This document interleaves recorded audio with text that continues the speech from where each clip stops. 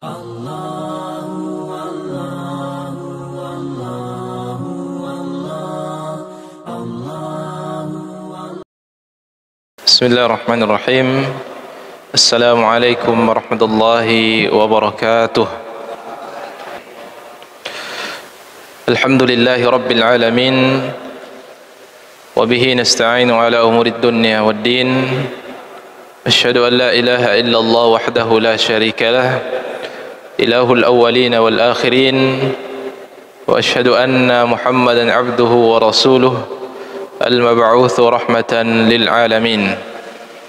Salawatullahi wa salamuhu alaihi wa ala alihi wa ashabihi wa man sara ala nahjihi wa qatafa atharahu ila yaumiddin, amma ba'd. Hadirin yang dimuliakan Allah Subhanahu wa taala. Alhamdulillah, kita bersyukur pada Allah Subhanahu wa taala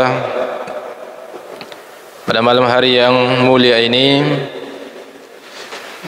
kita kembali dikumpulkan oleh Allah Subhanahu wa taala di tempat yang mulia, dicintai Allah Subhanahu wa taala, di rumah di antara rumah-rumah Allah Subhanahu wa taala yang merupakan ahabbul buqa' ila Allah masajiduha, sebaik-baik tempat atau yang paling dicintai oleh Allah Subhanahu wa taala di muka bumi ini adalah masjid Allah Subhanahu wa taala. Maka alhamdulillah jika kita adalah termasuk tercatat dari hamba-hamba Allah Subhanahu wa taala yang senantiasa terlihat, yang senantiasa hadir di tempat yang paling dicintai oleh Allah Subhanahu wa taala. Karena itu akan menjadi tanda bahwasanya kita dikenal di sisi Allah Subhanahu wa taala. Kita akan dicintai oleh Allah Subhanahu wa taala. Nah, kita senantiasa menghadiri atau berada di tempat yang paling dicintai oleh Allah Subhanahu wa taala di muka bumi ini. Salawat dan salam senantiasa kita kirimkan kepada qudwah dan teladan kita, junjungan dan panutan kita, Rasulullah sallallahu alaihi wasallam, Nabi sebagai uswatun hasanah, sebagai contoh yang terbaik.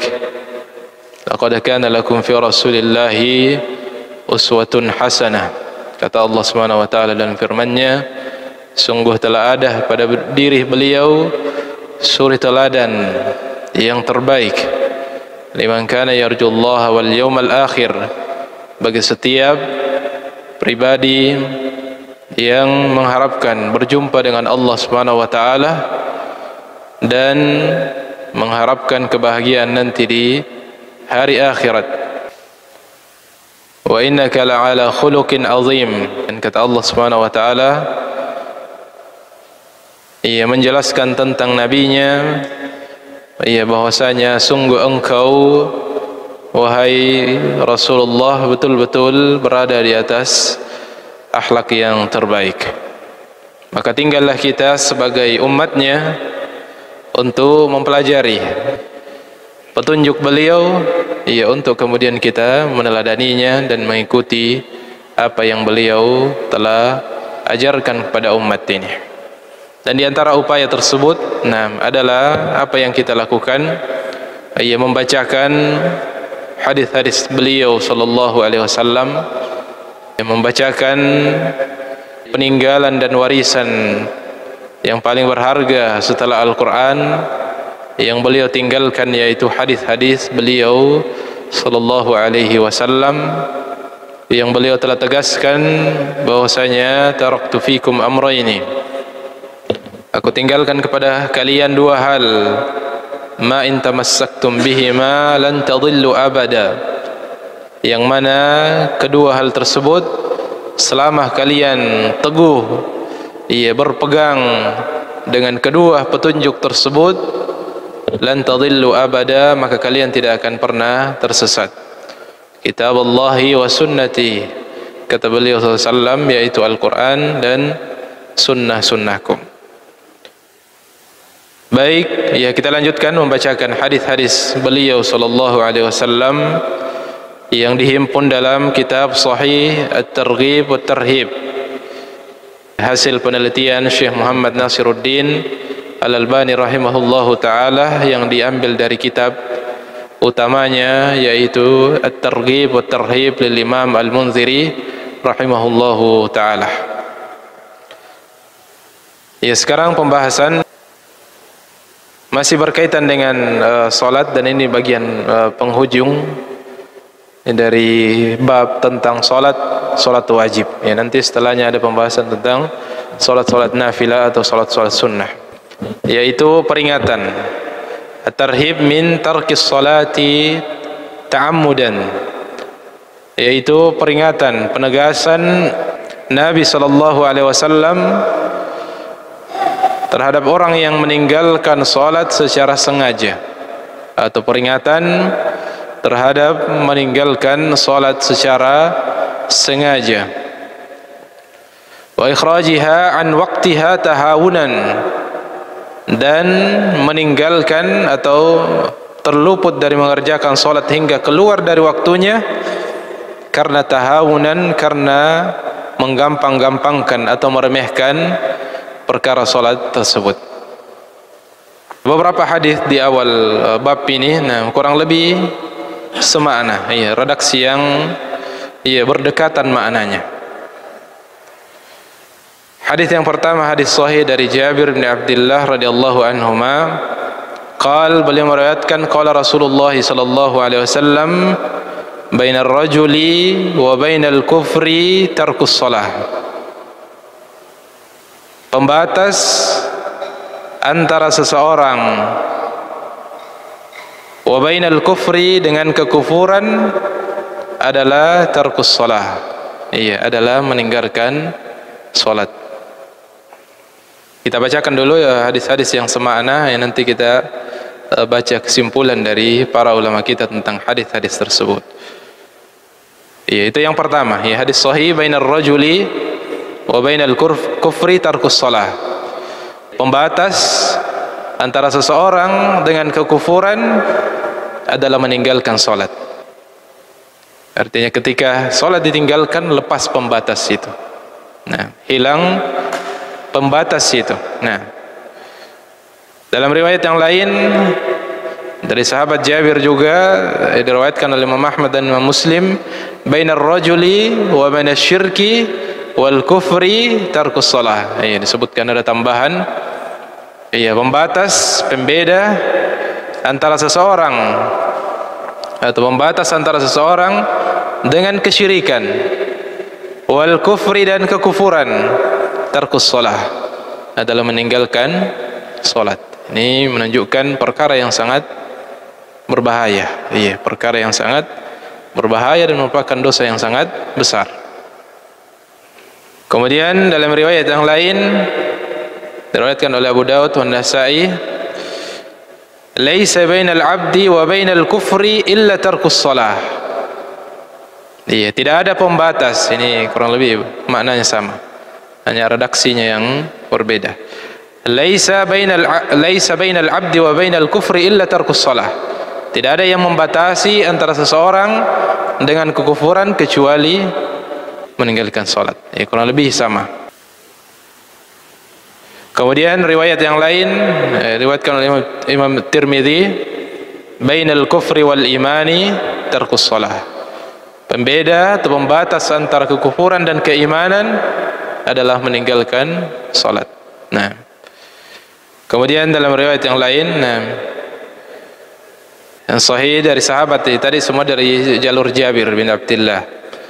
Sekarang dari sahabat yang mulia Buraidah radhiyallahu anhu dari Buraidah radhiyallahu taala anhu, beliau meriwayatkan, sami'tu Rasulullah sallallahu alaihi wasallam yaqul, bahwasanya beliau mendengarkan Nabi sallallahu alaihi wasallam bersabda, al-ahdu alladhi bainana wa bainahum as-salatu. Perjanjian antara kami dengan mereka adalah salat. Faman tarakaha faqad kafara, maka siapa yang meninggalkannya maka dia telah kufur kepada Allah Subhanahu wa taala. Kita bacakan yang semua yang mirip-mirip redaksinya. Kemudian hadis mauquf, sahih mauquf kepada sahabat Abdullah bin Syaqiq Al-Luqaili radhiyallahu taala anhu qala kana ashabu Muhammadin, beliau sahabat ini, hadis ini mauquf pada sahabat tersebut dan dia sahih, bahwasanya adalah para sahabat Nabi sallallahu alaihi wasallam la yarawna syai'an minal a'mali tarkuhu kufrun ghaira shalah. Adalah para sahabat Nabi sallallahu alaihi wasallam tidaklah memandang tidak ada sesuatu yang meninggalkannya adalah merupakan kekufuran selain salat. Nah, jadi dari kalangan sahabat pun dari riwayat ini bahwasanya meninggalkan salat itu adalah bentuk kekufuran. Banyak dari para sahabat. Kemudian yang terakhir, sebelum kita baca beberapa kesimpulan dari para ulama kita, An Thauban radhiyallahu anhu, dari sahabat yang mulia Thauban, beliau meriwayatkan sami'tu Rasulullah sallallahu alaihi wasallam yaqul, bahwasanya beliau mendengarkan Nabi sallallahu alaihi wasallam bersabda, bainal abdi wa bainal kufri wal iman as-salatu. Pembeda antara seorang hamba dengan kekufuran dan iman, antara kekufuran dan iman adalah salat. Fa idza tarakaha faqad asyraka, maka ketika dia meninggalkannya maka dia telah musyrik, mempersekutukan Allah Subhanahu wa taala. Dari hadis-hadis yang banyak tadi yang redaksinya berbeda-beda, maka para ulama kita berbeda pendapat tentang orang yang meninggalkan salat. Maka pendapat yang pertama yang mana ini disepakati oleh seluruh ulama atau ijma', bahwasanya orang yang meninggalkan salat 5 waktu jahidan karena menentang hukumnya. Orang yang meninggalkan salat 5 waktu karena menolak akan kewajibannya atau memandangnya tidak wajib, maka ini ijma' para ulama dan ijma'ul ummah ala annahu kafir. Bahwasanya dia sudah membatalkan keislaman, karena dia sudah menentang satu di antara rukun Islam. Sudah menolak satu di antara rukun Islam, itu sudah batal keislaman. Karena rukun artinya sesuatu yang harus ada. Kapan salah satunya ditinggalkan dengan sengaja, maka batallah hal yang menjadi rukun-rukun di dalamnya. Seperti salat, ketika ditinggalkan satu rukun maka batal salat kita atau batal rakaat kita. Begitupun Islam. Rukun-rukun yang ada itu ketika salah satunya yang tidak diterima atau tidak diimani, maka batallah keislaman seseorang. Maka orang yang meninggalkan salat, tidak mau salat jahidan karena menentang syariatnya, tidak mau mengerjakannya, dan mengatakan ini bukan kewajiban, tidak menerima hal tersebut sebagai satu kewajiban, maka sudah keluar dari koridor sebagai seorang muslim, karena menentang rukun antara rukun-rukun Islam. Adapun yang banyak terjadi tengah-tengah kaum muslimin, dan ini jarang kita jumpai, ada yang telah bersyahadat kemudian menentang kewajiban salat, itu jarang.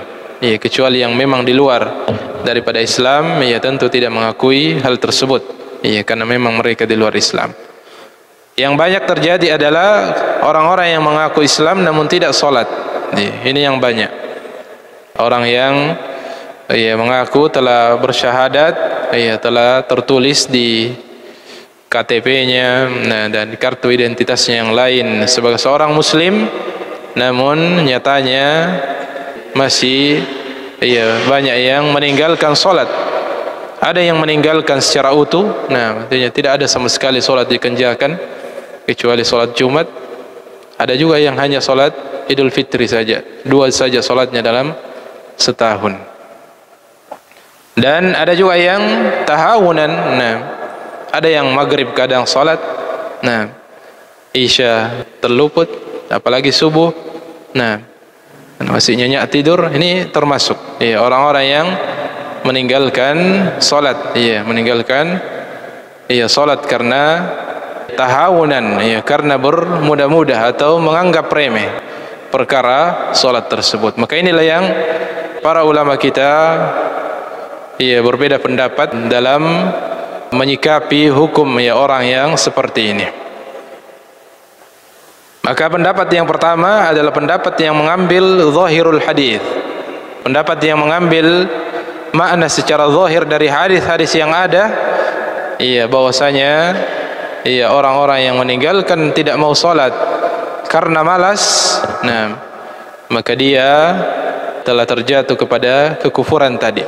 Nah, ini pendapat yang tegas dan tidak sedikit dari kalangan para ulama, dan termasuk tadi hadis mauquf tadi disandar kepada salah sahabat tadi, bahwasanya dari pandangan beliau terhadap apa yang dipahami oleh para sahabat, bahwasanya tidak ada amalan yang ketika ditinggalkan kemudian bisa menjatuhkan kepada kekufuran kecuali salat, meninggalkan salat. Jadi dalil yang atau pendapat yang tegas.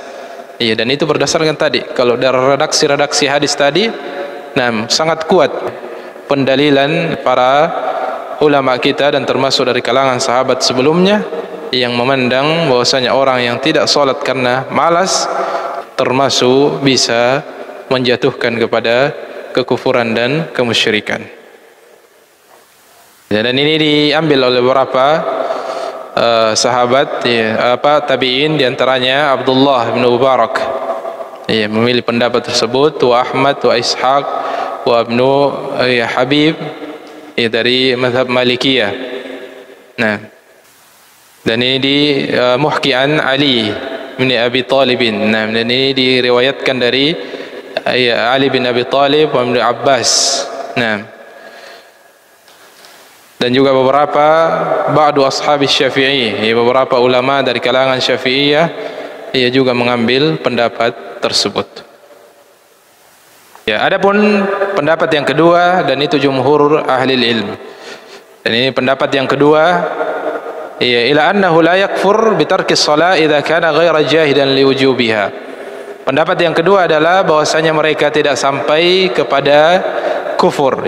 Kalau kufur itu luar biasa, bukan perkara kecil.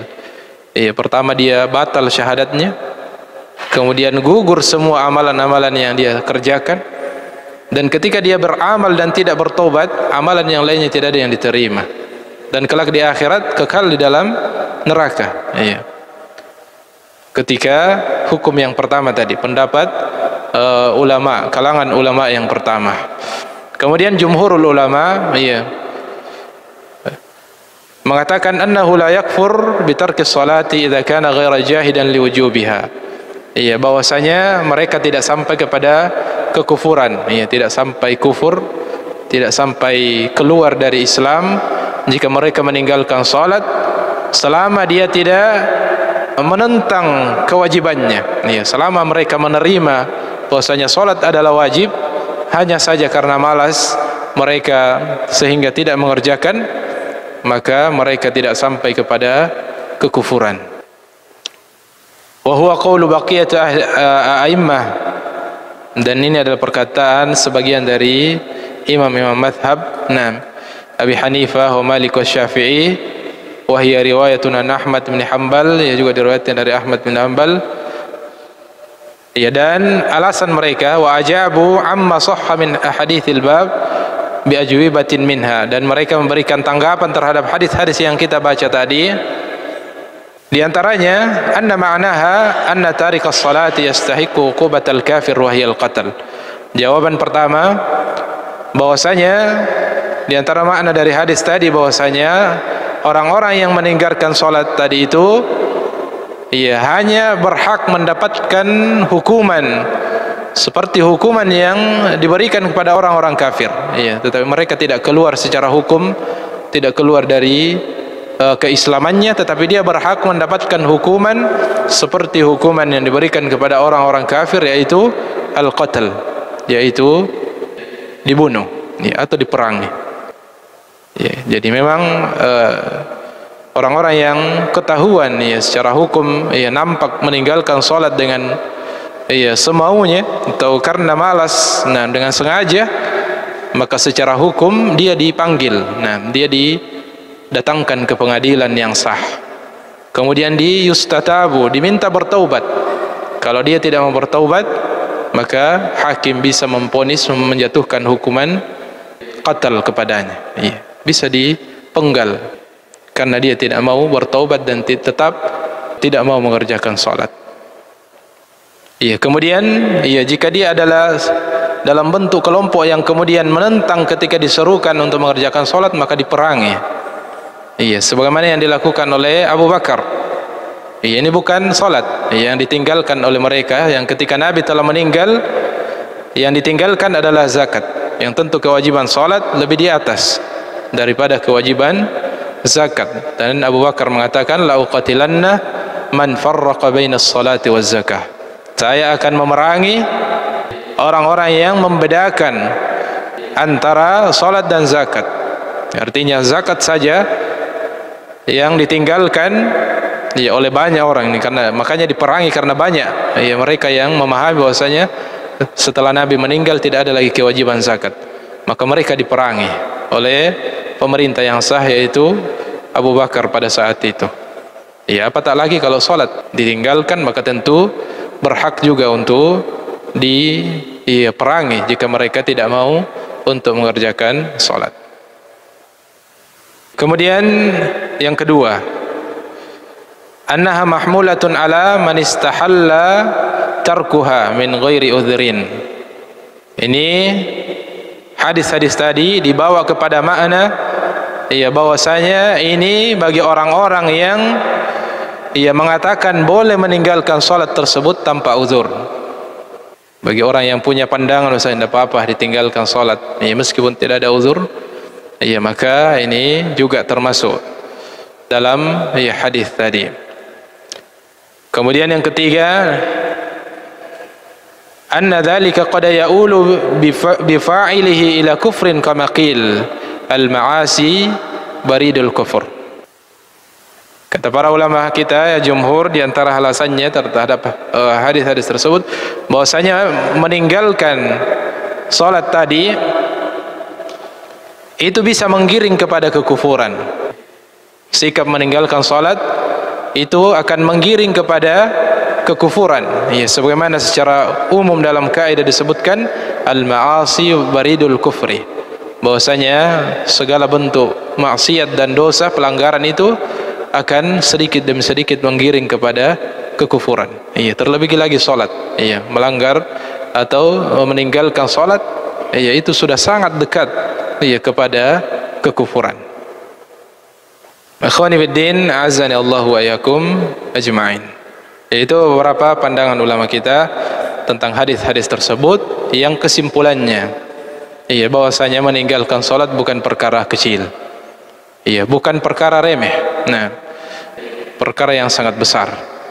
Iya, bahkan, ya, sebenarnya kita sebutkan tadi dalam hukum, ya, Islam, orang yang ketahuan tidak salat adalah yustatab, dipanggil ke depan hakim. Nah, dibawa ke hakim, sebagaimana orang yang mencuri itu diadili. Nah, orang yang melakukan tindakan-tindakan kriminal yang lainnya dipanggil, nah, dan diadili. Nah, dan termasuk meninggalkan salat adalah perkara yang lebih besar daripada mencuri dan yang lainnya.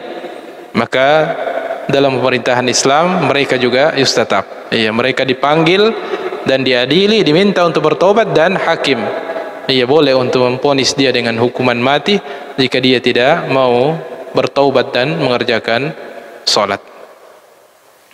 Taib, hadis yang berikutnya, hadis yang hasan li ghairihi, an Abi Darda radhiyallahu anhu. Dari Abu Darda radhiyallahu taala anhu,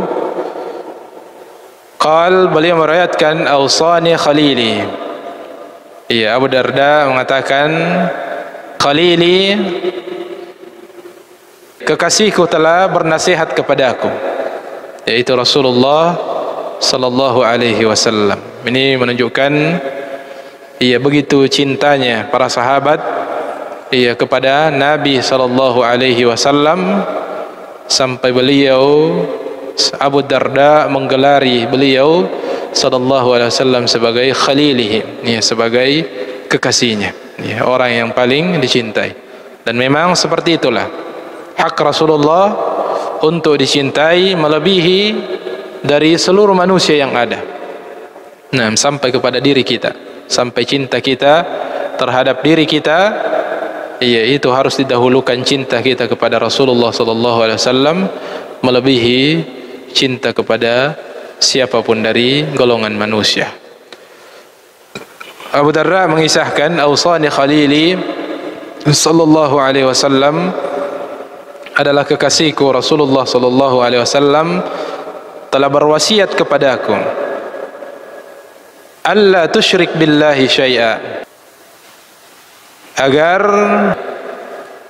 Rasulullah bernasihat kepada Abu Darda, dan tentu menjadi nasihat kepada seluruh umatnya, alla tusyrik billahi syai'a, jangan sekali-kali mempersekutukan Allah Subhanahu wa taala dengan apapun. In qutti'ta aw hurriqta, meskipun taruhannya adalah engkau harus dipenggal atau engkau harus dibakar. Dan ini telah terjadi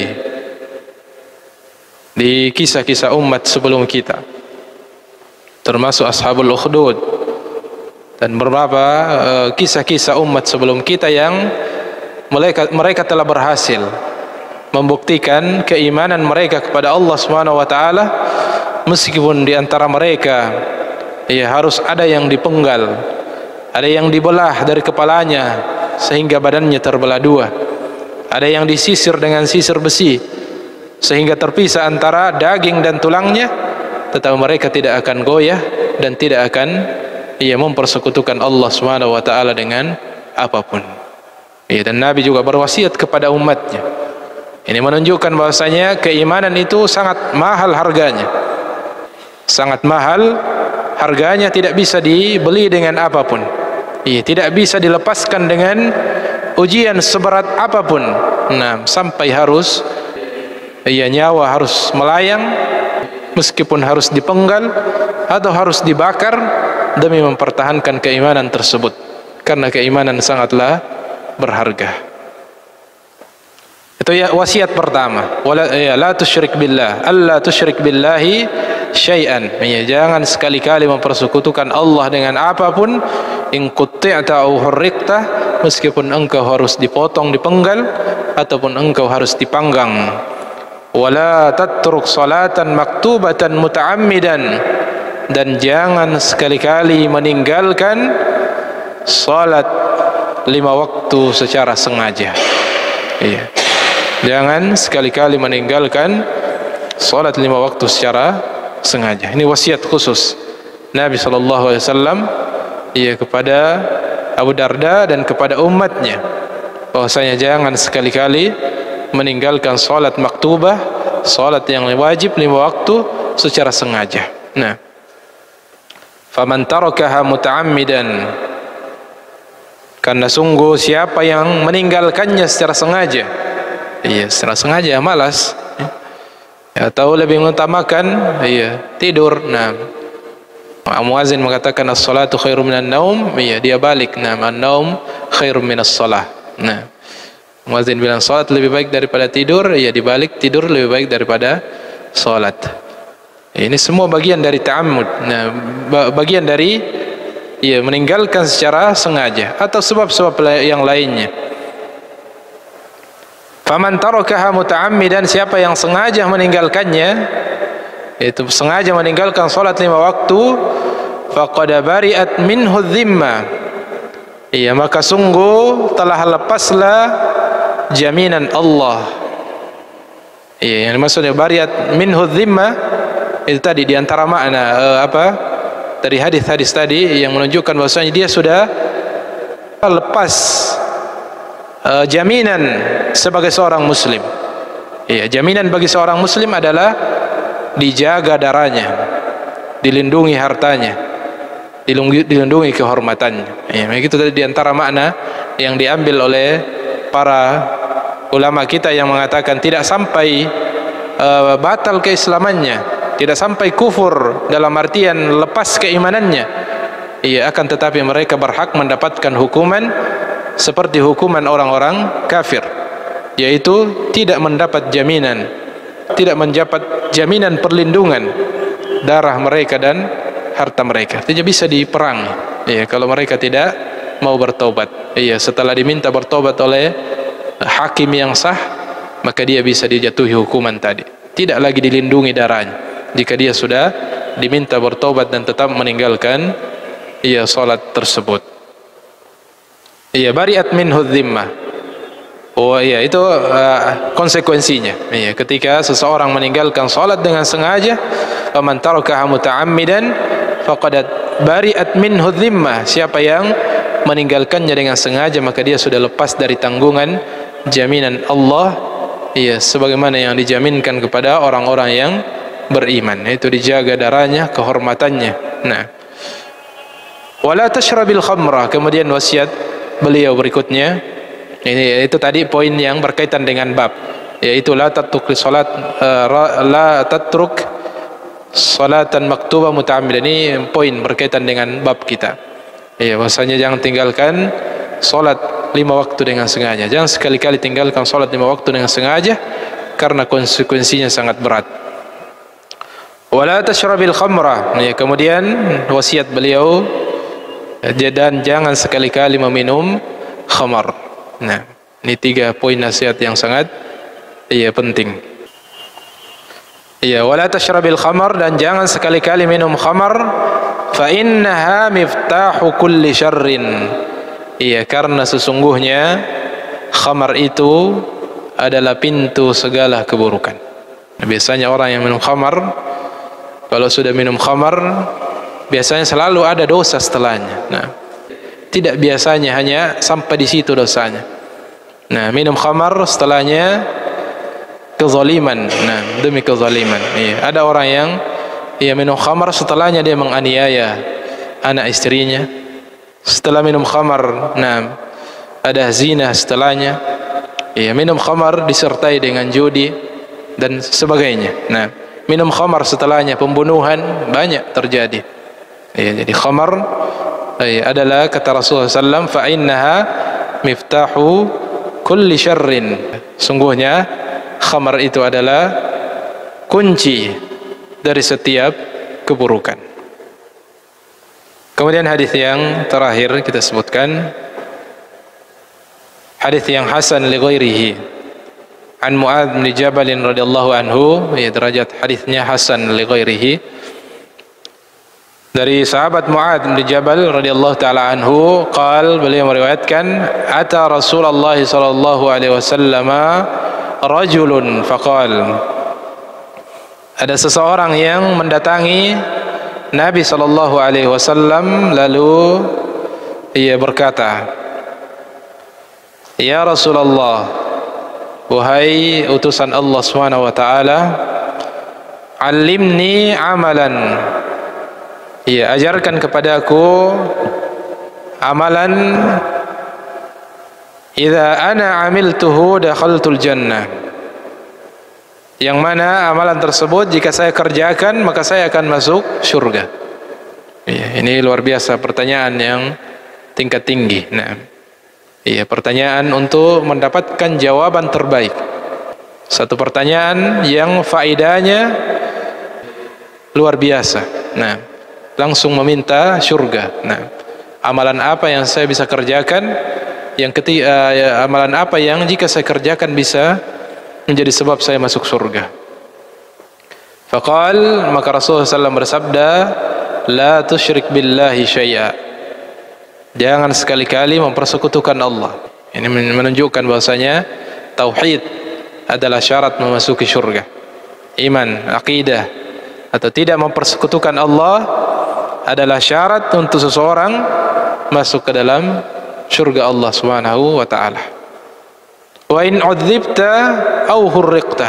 Dalam hadis ini juga disebutkan jangan mempersekutukan Allah meskipun engkau harus disiksa atau dibakar. Nah, sebagaimana yang dialami oleh umat-umat sebelum kita, termasuk di awal-awal Islam, para sahabat Nabi sallallahu alaihi wasallam di awal-awal Islam, seperti Bilal bin Rabah, keluarga Yasir yang mengalami penyiksaan yang luar biasa. Wa ma naqamu, dan mereka tidaklah menyiksa mereka, melainkan karena mereka beriman pada Allah Subhanahu wa taala. Tetapi mereka tidak goyah. Mereka tidak goyah dengan keimanan mereka meskipun dengan siksaan yang luar biasa yang mereka alami. Kemudian ati' walidaik. Kemudian taati kedua orang tuamu. Wa in akhrajaka min malik.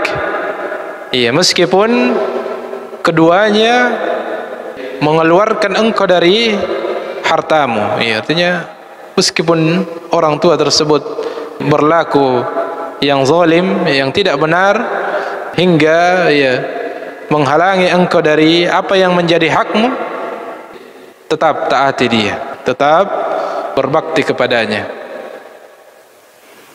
Wa min kulli syai'in huwa lak. Bahkan meskipun kedua orang tua tersebut berbuat zalim kepada anaknya sampai menghalangi dia dari semua yang menjadi haknya, diambil semua hak-haknya, tetaplah berbakti kepadanya. Tetaplah wajib kepada kedua orang tua.